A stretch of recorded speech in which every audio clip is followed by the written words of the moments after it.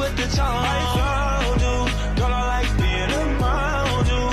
Feel like Kanye, I'm bound to. Shawty, if you down, I'm down to. Assalamualaikum warahmatullahi wabarakatuh.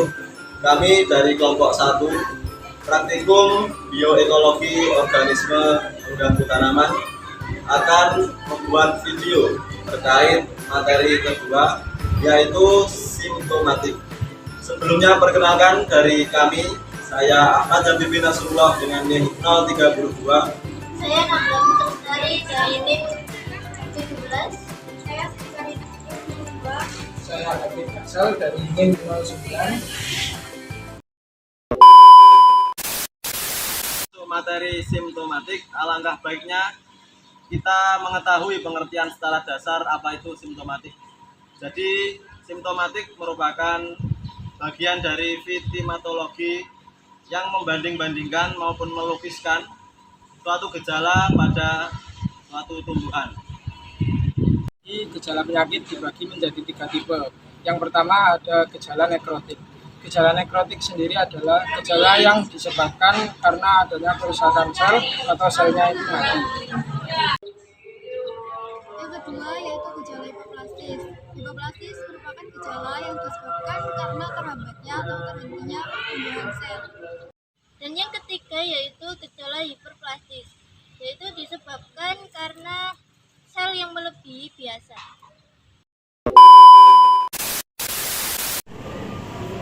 Yang pertama ada gejala nekrotik.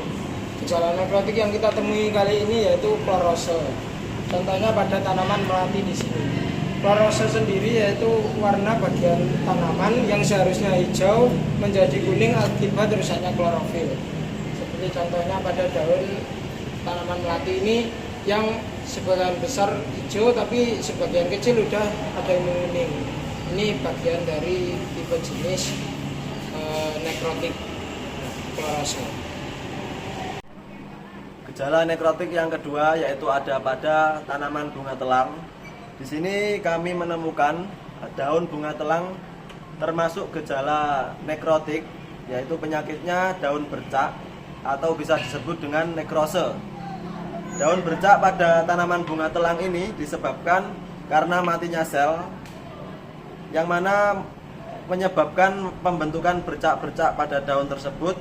Bercak ini bisa berwarna kuning, coklat hingga hitam, lalu kemudian bisa berubah menjadi warna abu-abu yang sangat merusak daun tersebut. Gejala hipoplastis yaitu perubahan simetri pada tanaman hijau. Perubahan simetri adalah hambatan pertumbuhan pada bagian tertentu yang tidak disertai dengan hambatan pertumbuhan pada bagian lainnya. Dapat menyebabkan terjadinya penyimpangan bentuk. Seperti contoh tanaman kacang hijau ini.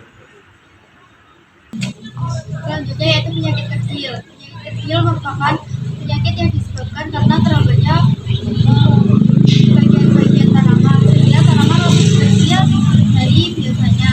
Nah, ini untuk tanaman yang kecil dan tanaman yang